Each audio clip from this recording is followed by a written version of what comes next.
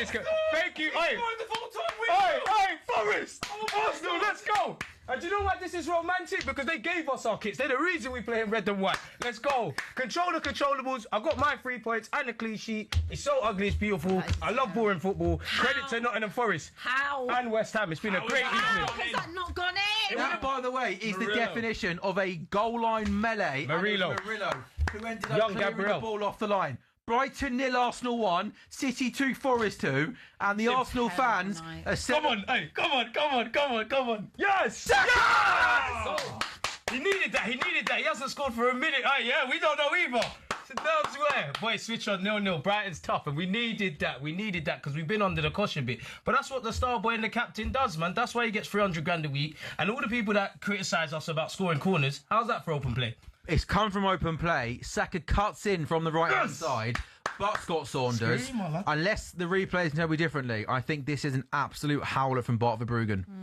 I do need to check. It only goes through him, doesn't it? Caught the end of it there, but Arsenal win the ball back in midfield. They play it out from the right-hand side. Timber carries the ball forward. He gets the ball to Saka on the right-hand side. And I love this from Saka, the fact that he wants to get at his fullback. He cuts infield as a shot from distance. It's just amazing play. It's amazing play. Unique qualities. I've never seen that before, man. Saka does things that no other players going big just now on this. It's absolutely amazing. I didn't see it. You were going big just now on this being some amazing goal from Saka. He's hit it straight at the goalkeeper's goal. I've never seen a finish like that. Taking a little deflection on the way in. He's purposely put it through his legs. He's aiming for the keeper's heel. It's one of the worst bits of goalkeeping you'll see this season. Oh, mate. I don't know how. But it comes off Bart. It's Arsenal's title to lose. I don't know. Let's just keep going, lads. Just the jammier. It comes off of Verbruggen's right boot and goes through his legs. And was there a slight deflection? I think deflection. Even if there was a deflection, it's still right at him. Oh no, it's still bad. That is woeful goalkeeping. I can't believe he lets that go through him, Scott. It's not like it's deflected and wrong-footed him. He's there. He's set up to just put your hands between your legs and collect the ball. It's not a difficult one to catch. The gap from the goalie. Scott, but what I love the fact that Saka gets in that position though and wants to come inside and shoot. I love that attacking intent. Oh yeah, I think most Arsenal fans will want a little bit more out of him. To be honest, goals and assists perhaps about most of their attack. To be honest, but if there's a player that I look at in this team that is the needle mover in that attacking front 3 or 4 or whatever it is, it's absolutely him. It really. How would you assess the season so far, CJ Saka? In terms of goals and assists, he hasn't quite done it, but I do think people are disingenuous. I think in a day and age of where people... chance, Brighton. Mitoma? Oh, that's outstanding defending from Gabriel. I love that. Mitoma got the ball inside the box, left-hand side. He's going to get a shot away. He got his shot away, but fair play to Gabriel. He came sprinting across, and that was a really impressive last-ditch tackle, CJ. That's an impressive tackle from Gabriel Magalhaes. He's been the one player that's actually mopped up so far in this opening 11 minutes, and we need you. Saliba's not here, with the greatest of respect to Mascara. We're going to need you. A lot of football left. I actually think Gabriel is more important than Saliba.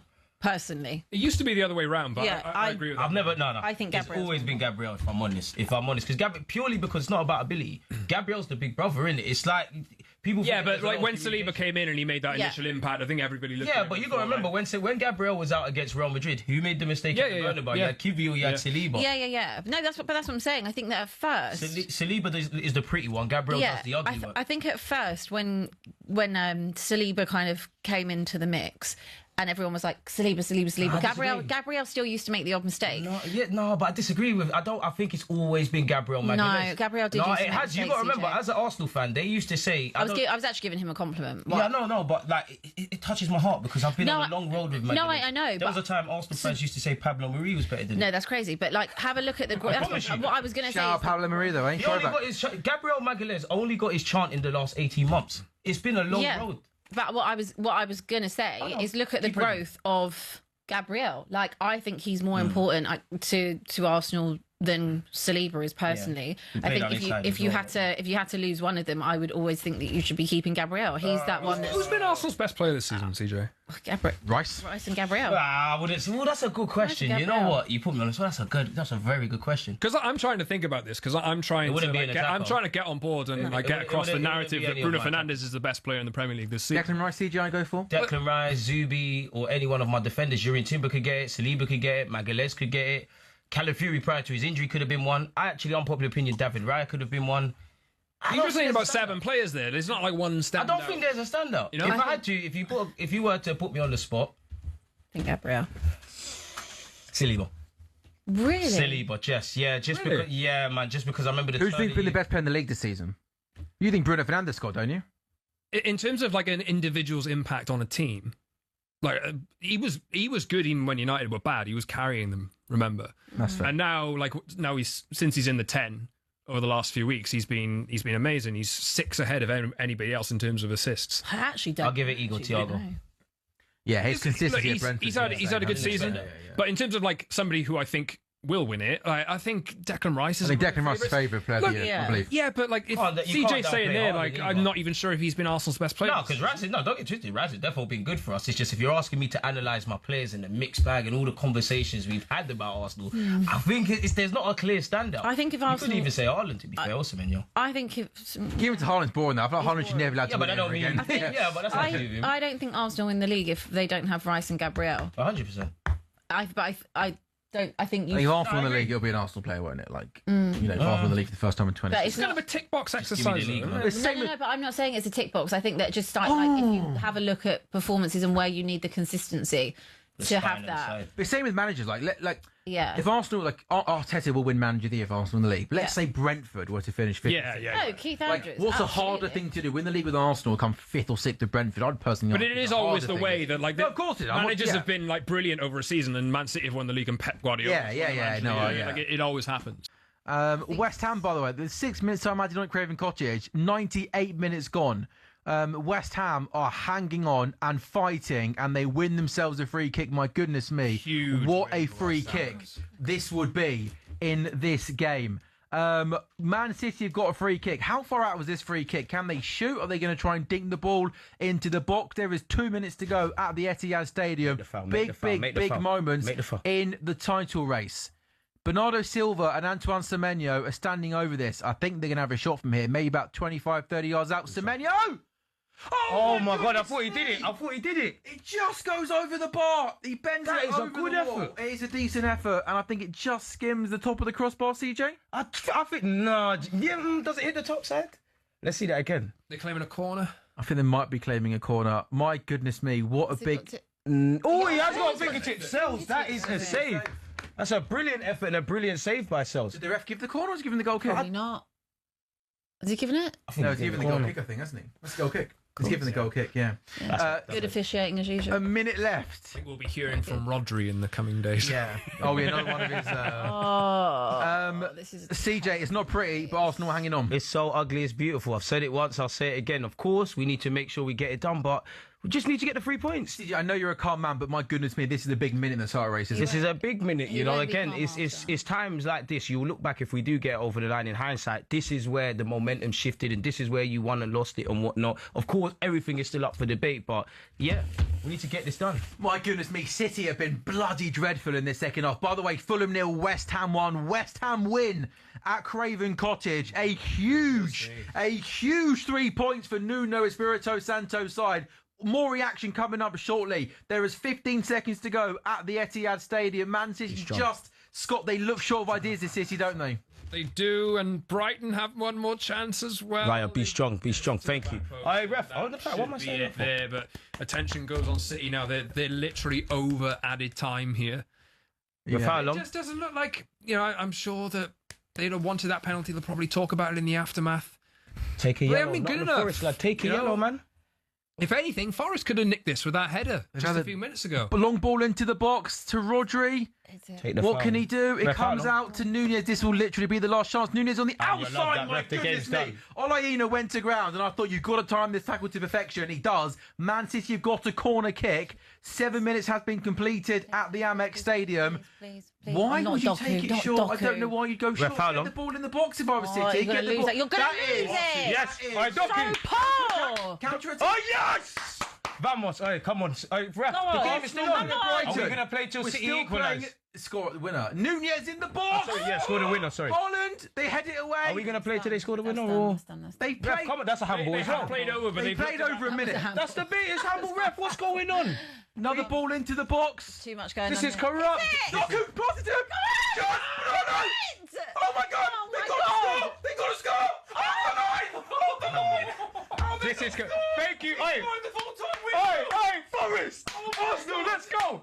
And do you know why this is romantic? Because they gave us our kits. They're the reason we play in red and white. Let's go. Control the controllables. I got my 3 points and a clean sheet. It's so ugly, it's beautiful. I love boring football. Credit to Nottingham Forest. How? And West Ham. It's been a great evening. How has that not gone in? That, by the way, is the definition of a goal line melee. Murillo.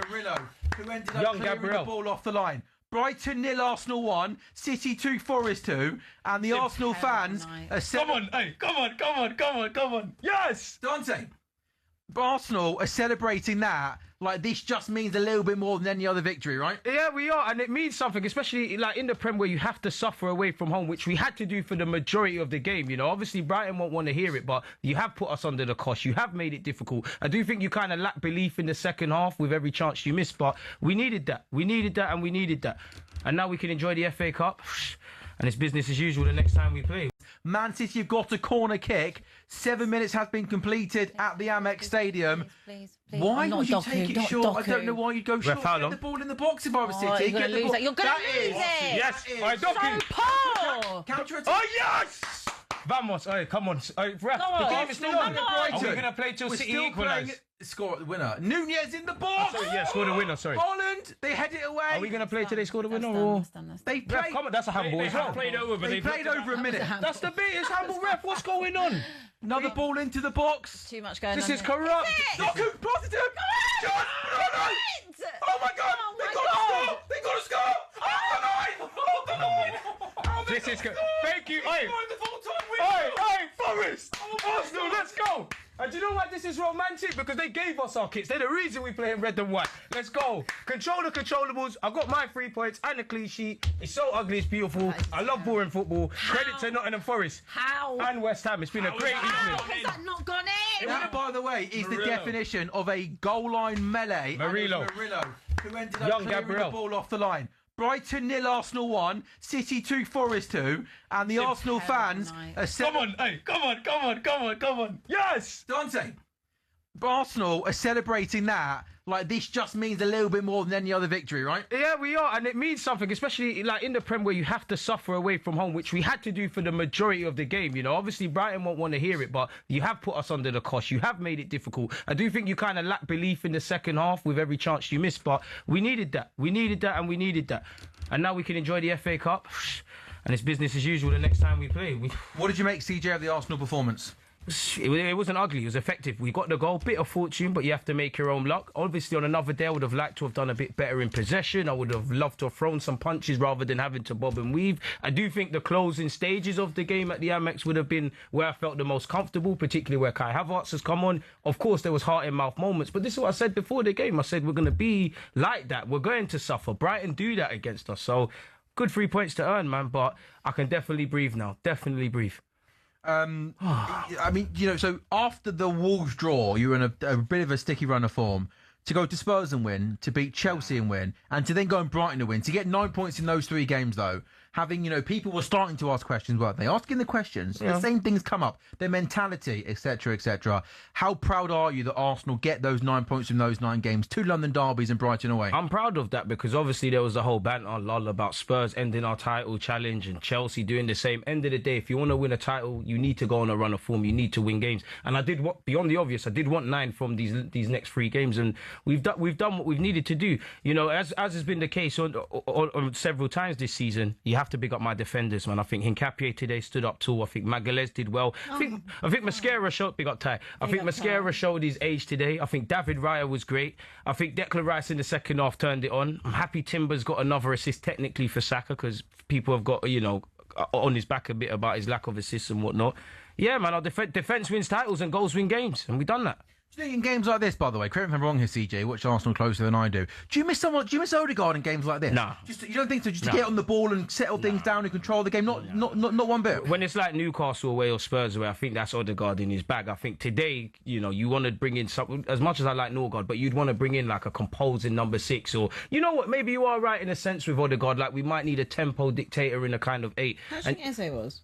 I think Eze was part of anyone from a defensive point of view played it wasn't one of them. I think he mucked in defensively, but it's another game from Eze where there ain't really anything to scream and shout about. You know, Eze's only highlights, which is great, and he'll go down Nelson folklore, is obviously against your team. But yeah, today he didn't do much.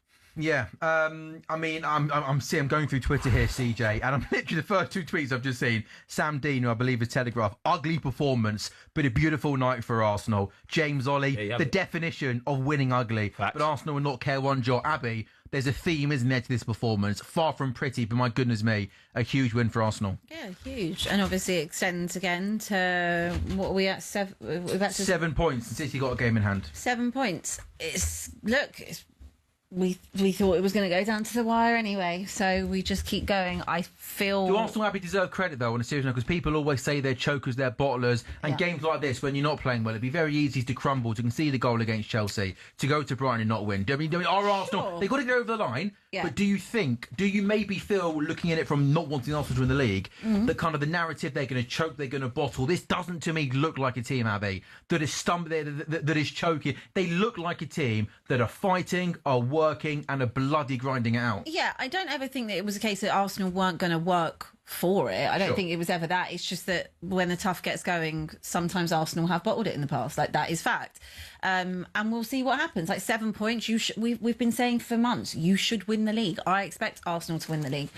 It's just, you've got to go to the Etihad. Let's see what you're made of when you go to the Etihad. Let's see what happens in the Carabao Cup. Like we said, there are still twists and turns. What have we got? 8 games left. I would think it's a travesty from an Arsenal perspective if you 100%. Don't win the league from this point. You don't win any silverware, full stop. Yeah, absolutely. But my one thing I would say is, like, as you progress in the Champions League, if there is, let's say that City do win against you at the Etihad, and let's say that they do win their game in hand, and the points are narrow again. Let's say we're down to 3 or whatever. That's when the real making, I think, of Arsenal is, when like that real pressure is on, because let's be honest, you've been the closest City have been to you this season has been 2 points at one point, isn't it? 2 points. Was it 2 points? I don't think it was. No. Because then I think you then went and played. Maybe you played after. So let's call it 5 points maybe. That's pressure, but it's not pressure.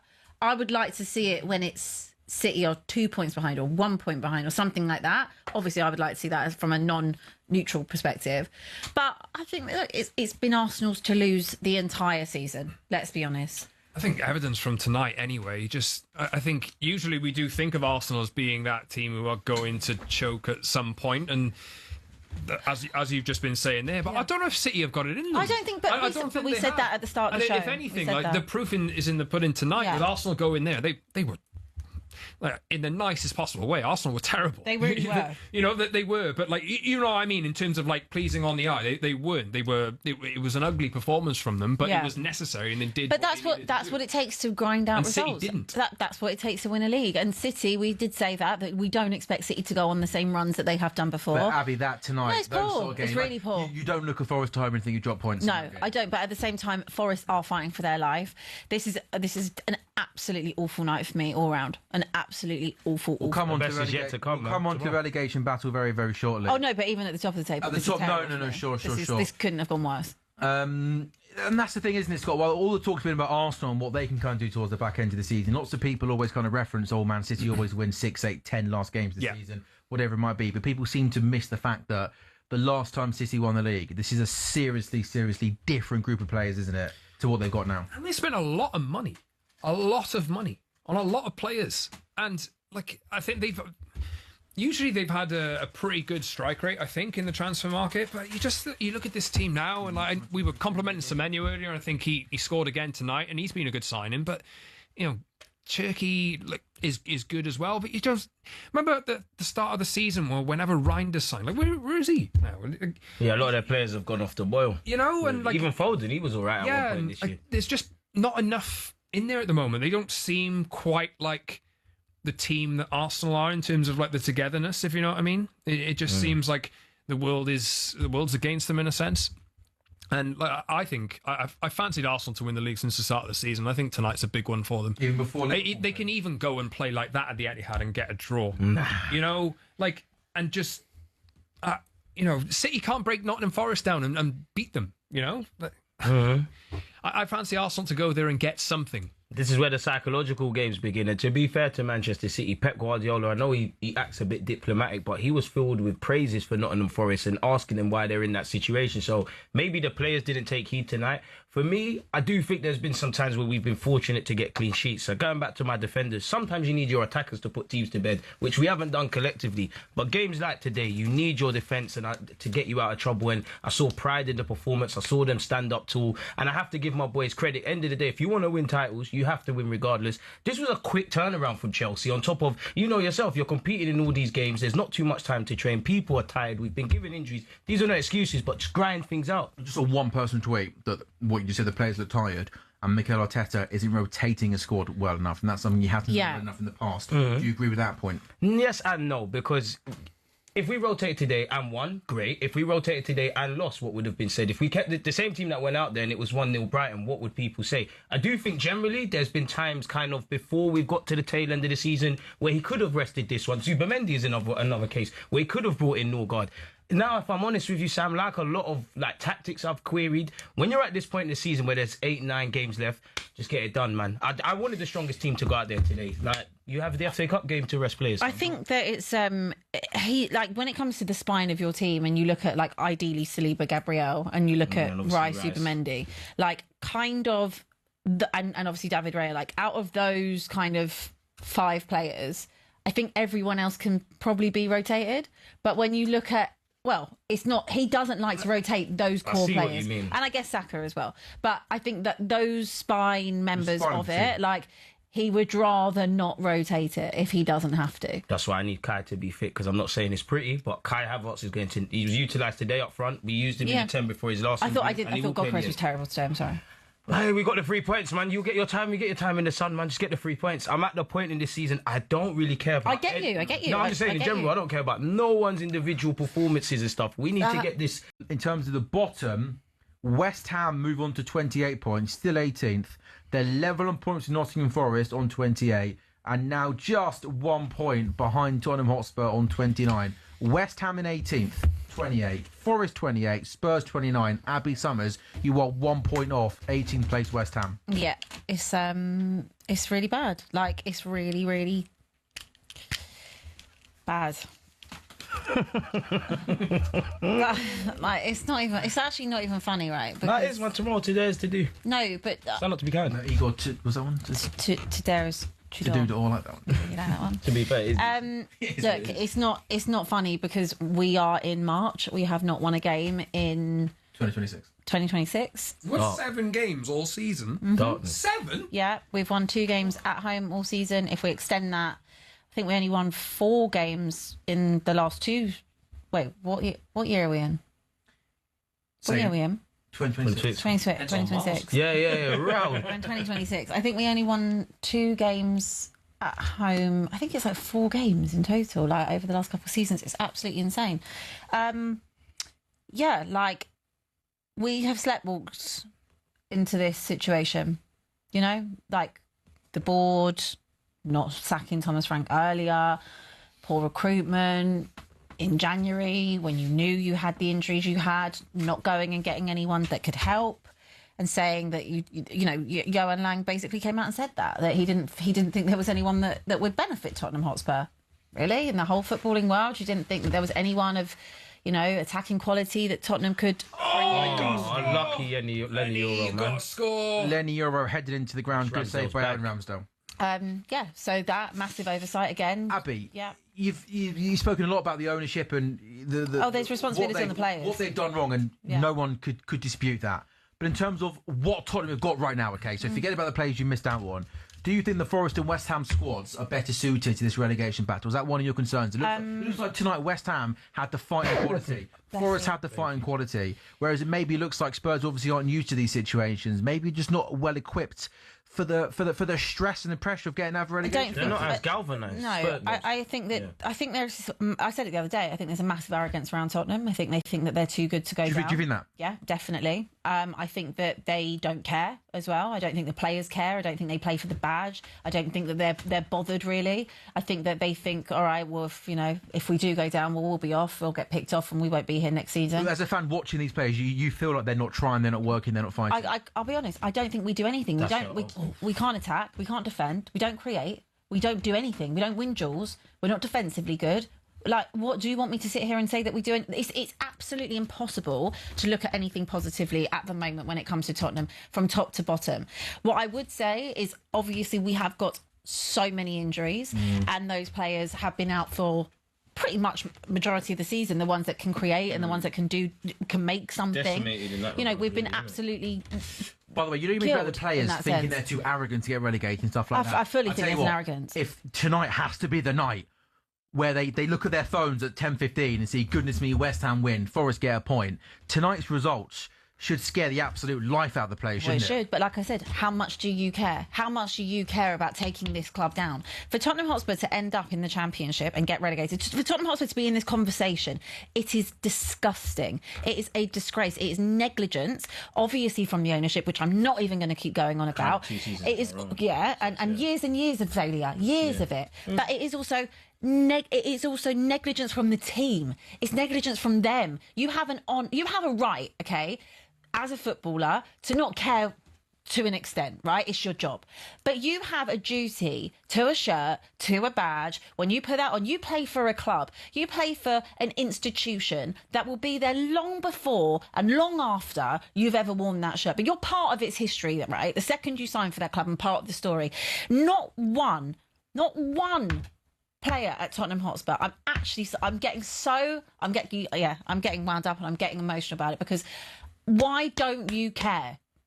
Why don't you care for even pride? I couldn't tell you one performance this season I've watched Tottenham and say, there they are, they care about the badge, they care about what people think about them, or they've got pride about Tottenham Hotspur. Not one. And you know what? The last thing of that died when Son left the club. That's the last person I can sit and say actually cared about that badge. Do I think Christian Romero gives half a toss? No, I don't. You don't think so? No, I don't. I think Christian Romero... I think Chris, let's just be honest at this point. I'm real. Yeah, he has made points to call out. He can call it out. Surely he does care if he's going out of his way. He cares, but will he still be? Will he still be there next year in the Championship? He'll be one of the first people that is head to the exit. A lot of them are calling their agents as we speak. Absolutely, and having their get out of jail free cards when they leave this club where it is. I don't think any of those players care. Do you know what? The one I actually think might care, probably someone like a James Maddison. I actually think he would care. I think he would care about being in this situation, but unfortunately for him, he's injured, and he was injured basically the whole of last season. Do I think that maybe Kulusevski would care? Maybe. But again, he's not available. Archie Gray's cool as well. I've said to you young before, guy that gets thrown to the wall. The only players that I genuinely would want to keep, if we went down, would be Bergvall. I'd keep Archie Gray. I'd keep Danso. I mean, Mickey van der Ven, I think, is a good player. I'd like to keep him. Aside from that... Abbie, West Ham have lost one of their last 5 games with 2 victories in that. Nottingham Forest weren't in great form, to be fair, before tonight, losing a couple. But again, in the last 5 or 6, they're getting some draws. I always thought that if West Ham were going to get out of it, I've said this all season on the show, I actually thought it would be at the expense of Leeds. I actually thought Leeds would be dragged into it. Leeds' form, having won 4, is not great. But the form for Tottenham Hotspur, Abbie, I mean, no wins in 2026. We haven't won in 10 games.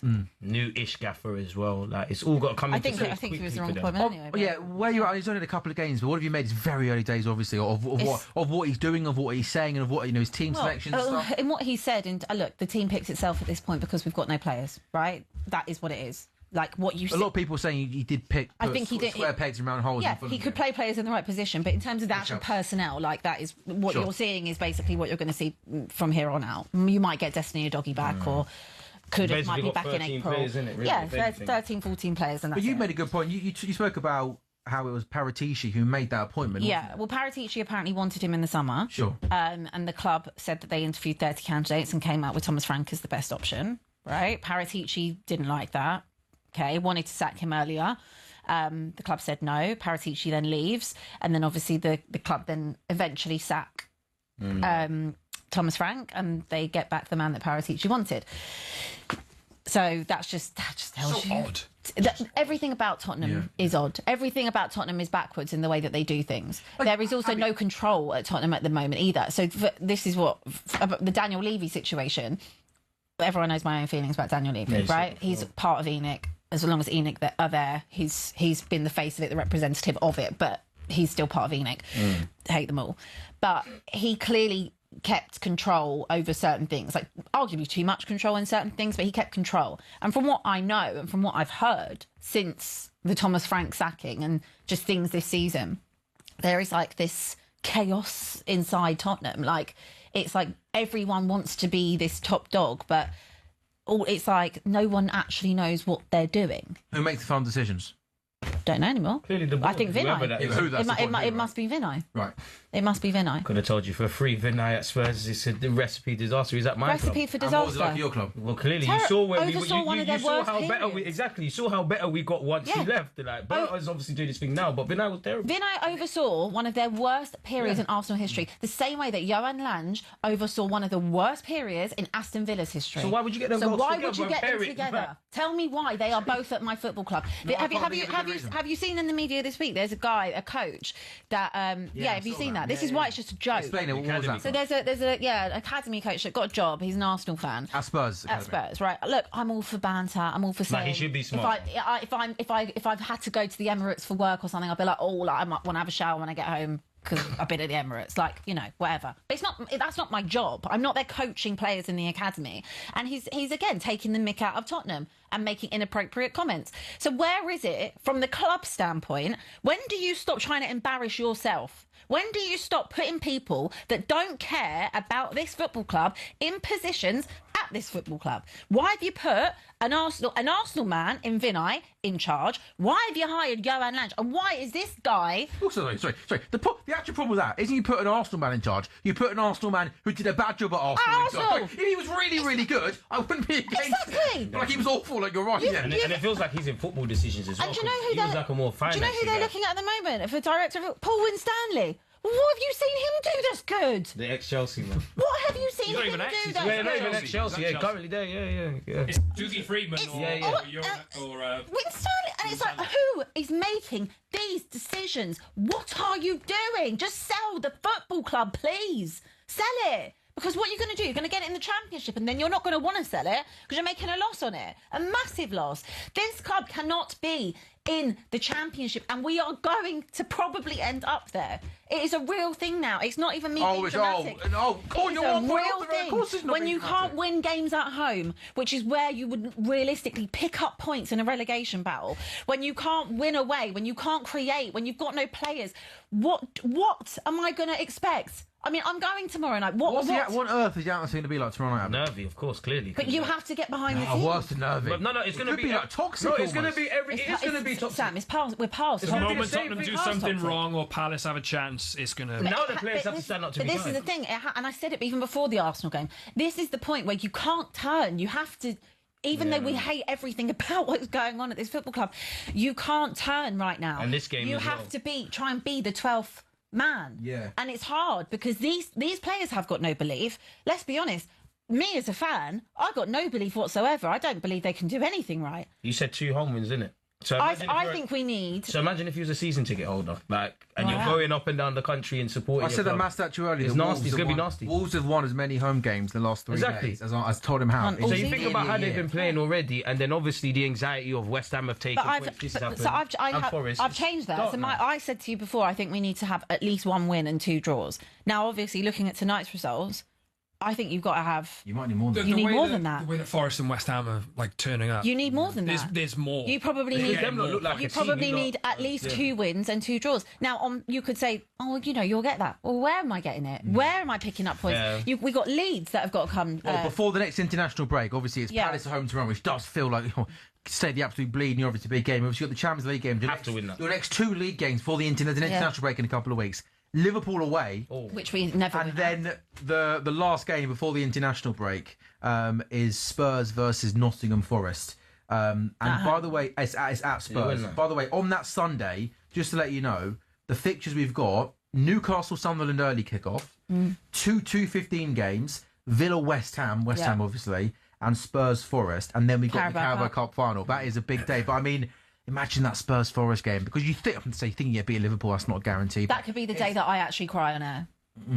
That could be the like day. Forest physically. So, like, let's go around the room, actually. Scott, who comes 18th? I'm leaning towards Tottenham. I don't blame you, mate. I don't know why. I'm still saying West Ham, but I don't really know why I'm saying tomorrow will tell me a lot. Yeah, I agree. If like That's almost they like can your last draw, shot but to if they play with a bit of belief and like it can rally the fans behind them potentially. But if you go West Ham and Forest are playing better than them. Are you crying now? No, I'm just. Please, we need this. We need this. Yeah.